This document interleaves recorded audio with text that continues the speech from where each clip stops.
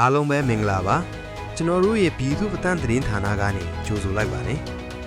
ဒီကနေ့အတွက်ထိတ်တန့်သတင်းကြီးတွေအနေနဲ့ ARD တိုက်ပွဲမှာအကြမ်းဖက်စစ်ကောင်စီရဲ့စစ်တပ်စခန်းတွေနဲ့အတူလက်နက်အမြောက်အများကိုတော်လှန်ရေးတပ်တွေကတင်စီရရှိခဲ့ပြီးဒီလိုအထိနာဆုံးရှုံးမှုတွေဟာရဲဝင်းဦးလက်ထက်မှာပုံမများပြလာတဲ့သတင်း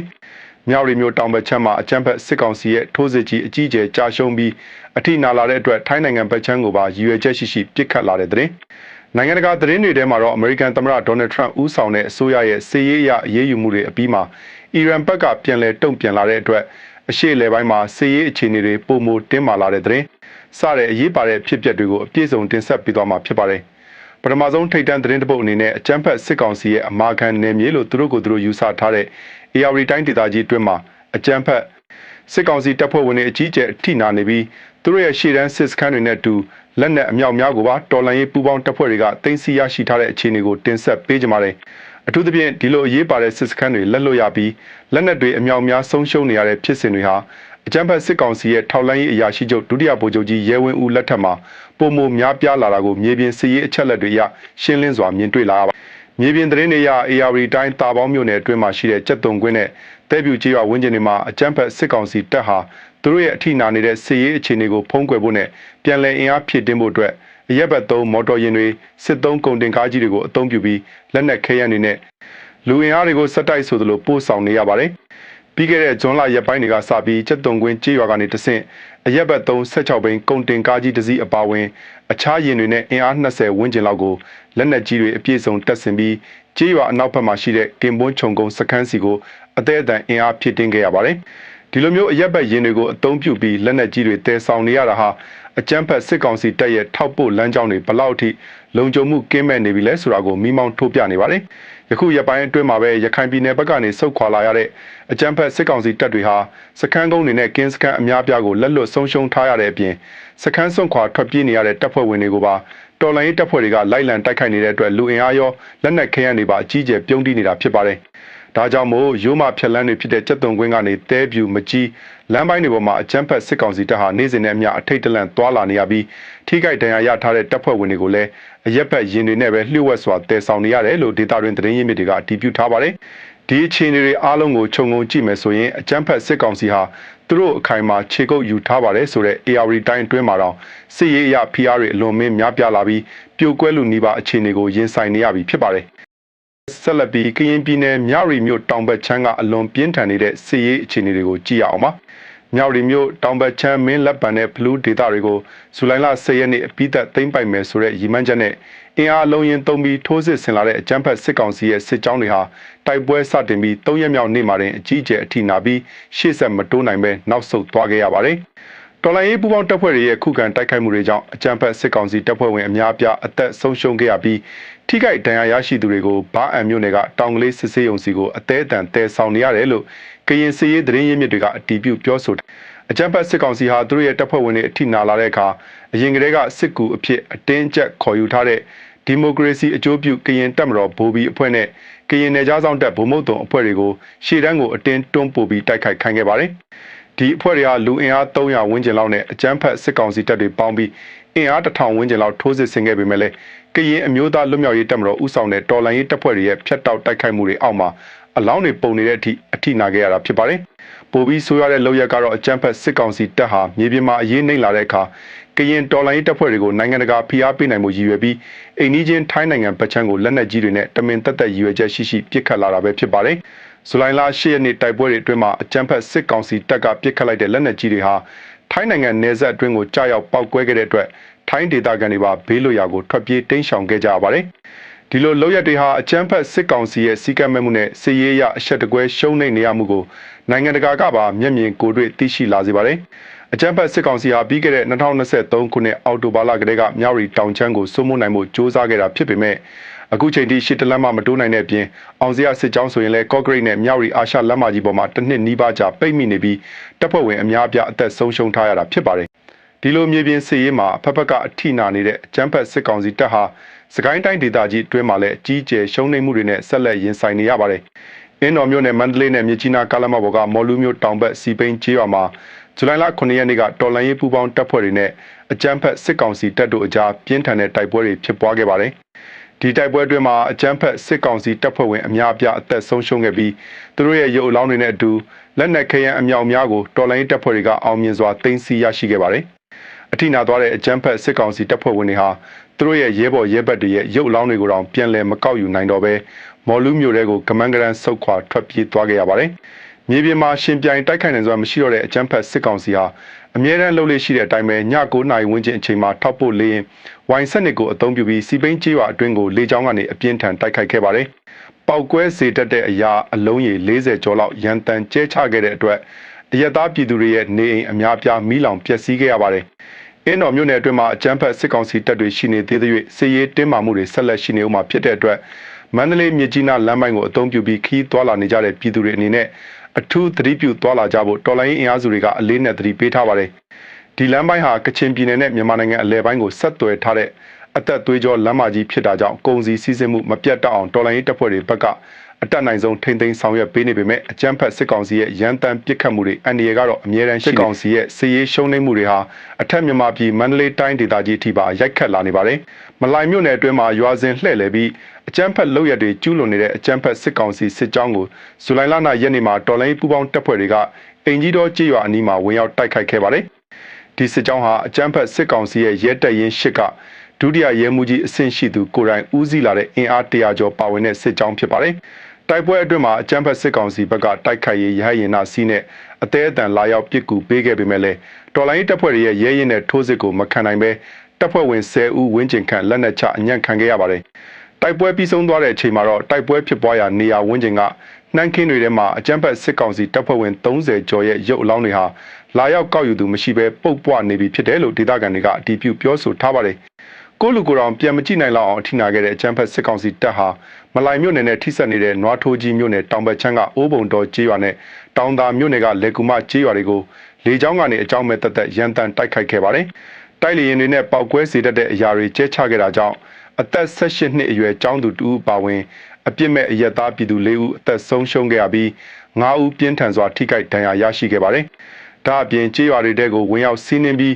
းပြည်သူပိုင်ပစ္စည်းတွေကိုလူရက်တာနေတွေကိုမိလောင်ကျွမ်းစေတာတွေပါဆက်တိုက်ကျူးလွန်ခဲ့ပါတယ်။မလိုင်မြို့နယ်ဟာအကြမ်းဖက်စစ်ကောင်စီရဲ့အလဲပိုင်းတိုင်းစစ်ဌာနချုပ်ရှိရာမိထီလာမြို့နယ်20မိုင်သာကွာဝေးပြီးစစ်တပ်ရဲ့လေတပ်ဌာနချုပ်အမြောက်တပ်ရင်းတွေအခိုင်အမာအခြေစိုက်ထားတဲ့နေရာဖြစ်ပေမဲ့အခုလိုမျိုးတော်လိုင်းရေးတပ်ဖွဲ့တွေရဲ့ထိုးစစ်ကိုအလူးလဲခံနေရတာဟာသူတို့ရဲ့ကာကွယ်ရေးစွမ်းရည်လုံးဝပြိုဆင်းနေပြီဆိုတာကိုပြသနေပါတယ်။တစ်ဖက်မှာလည်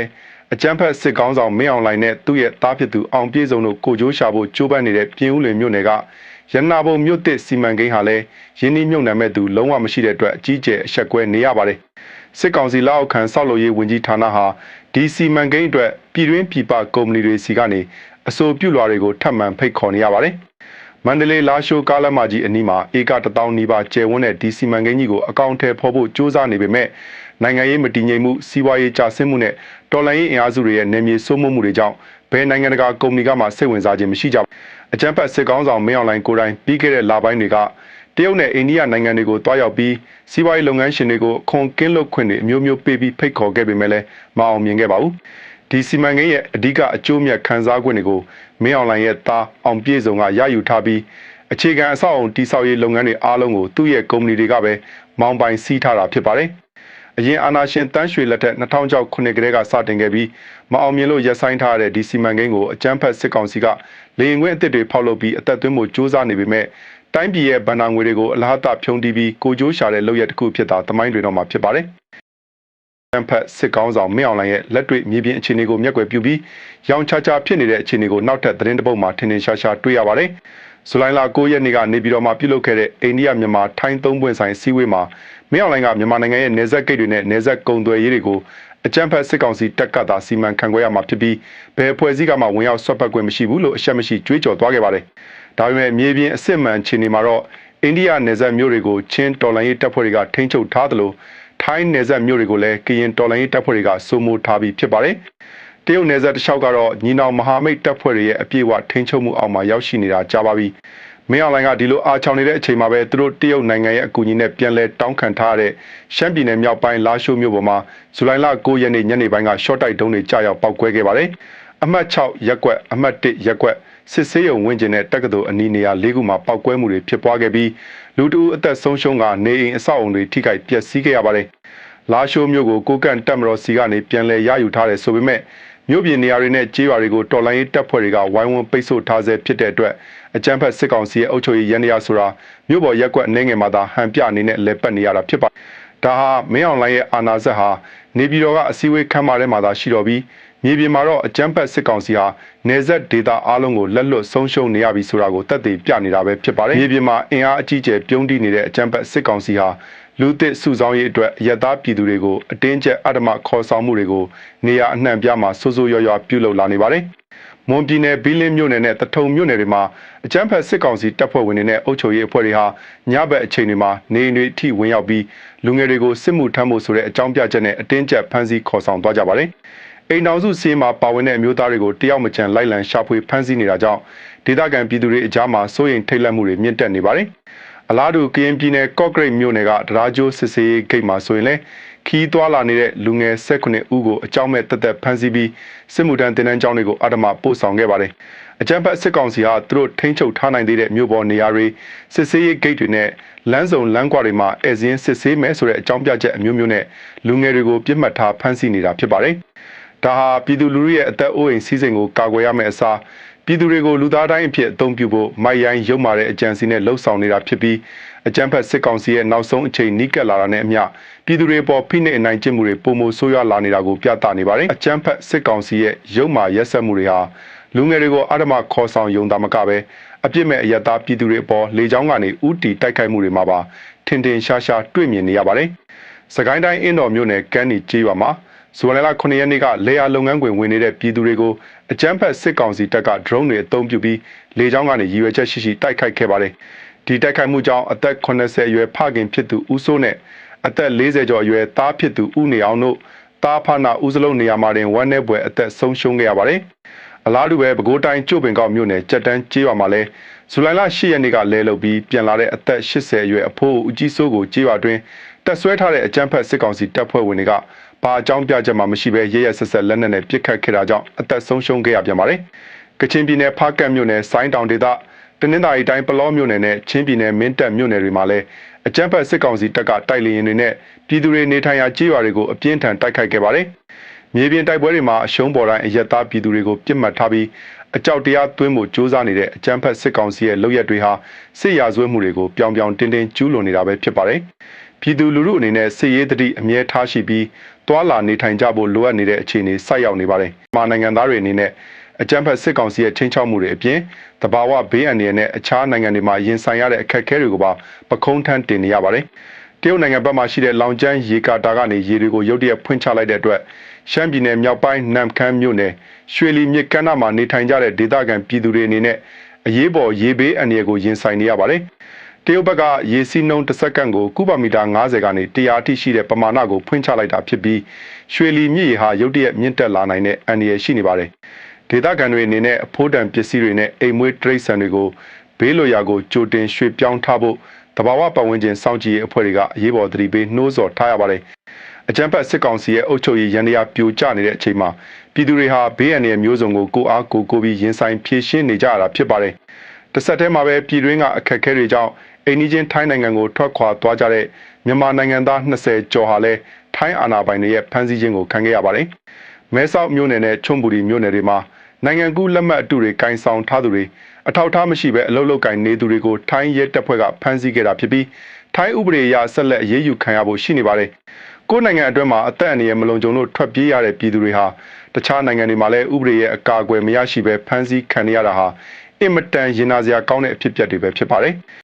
အကြမ်းဖက်စစ်ကောင်စီရဲ့အုပ်ချုပ်ရေးရန်တရားဟာအောက်ခြေကနေအထက်ပိုင်းအထိအကျင့်ပြတ်ခြစားမှုတွေနဲ့ပုတ်ပွားနေပြီဆိုတာကိုသက်သေပြနေတဲ့အဖြစ်အပျက်တစ်ခုပြည်ထောင်စုဝန်ကြီးဌာနအောက်ကရဲတပ်ဖွဲ့ဌာနချုပ်မှာဖြစ်ပွားခဲ့ပါတယ်။ရဲတပ်ဖွဲ့ရဲ့ဓာတုဗေဒစစ်ဆေးဌာနညွှန်ကြားရေးမှူးဒေါက်တာကြည်မင်းဦးဆိုသူဟာဌာနတွင်းကအမျိုးသမီးဝန်ထမ်းတွေအပေါ်လိမ်ပိုင်းဆိုင်ရာအမျက်ထုတ်မှုတွေစက်တိုက်ကျူးလွန်ခဲ့တဲ့အတွက်တိုင်ကြားခံထားရပါတယ်။ဒေါက်တာကြည်မင်းဦးဟာသူ့ရဲ့လုပ်ပိုင်ခွင့်အာဏာကိုအလွဲသုံးစားလုပ်ပြီးအမျိုးသမီးအရာရှိလောင်းတွေဆေးစစ်တဲ့အချိန်မှာလက်အိတ်ဝတ်ဆင်ခြင်းမရှိဘဲကိုထိလက်ရောက်စော်ကားတာတွေပြုလုပ်ခဲ့တယ်လို့ခိုင်လုံတဲ့သတင်းတွေထွက်ပေါ်နေပါတယ်။ဒီလိုယွန်ရှာပွဲလုပ်ရက်တွေကိုကျူးလွန်ခဲ့ပေမဲ့လည်းအကြမ်းဖက်စစ်ကောင်စီရဲ့ထိပ်ပိုင်းဗိုလ်ချုပ်တချို့နဲ့နှီးစပ်မှုရှိတာကြောင့်အရေးယူမခံရဘဲဖုံးဖိထားခြင်းခံခဲ့ရပါတယ်။ အရင်ကတောင်ကိုစစ်ဆေးရုံမှာတာဝန်ထမ်းဆောင်စဉ်ကတည်းကလူမှုရေးဖောက်ပြန်မှုတွေကြောင့်နာမည်ပြက်ရှိခဲ့သူဖြစ်ပေမဲ့အကြမ်းဖက်စစ်ကောင်စီရဲ့စနစ်ဆိုးအောက်မှာတော့ဒီလိုကိုကျင့်တရားပြက်ပြားသူတွေဟာအရာရှိနေရာတွေမှာဆက်လက်နေရာရနေစေဖြစ်ပါတယ်။ဒီအဖြစ်ပြက်ဟာအကြမ်းဖက်စစ်ကောင်စီရန်ရာအတွင်းမှာ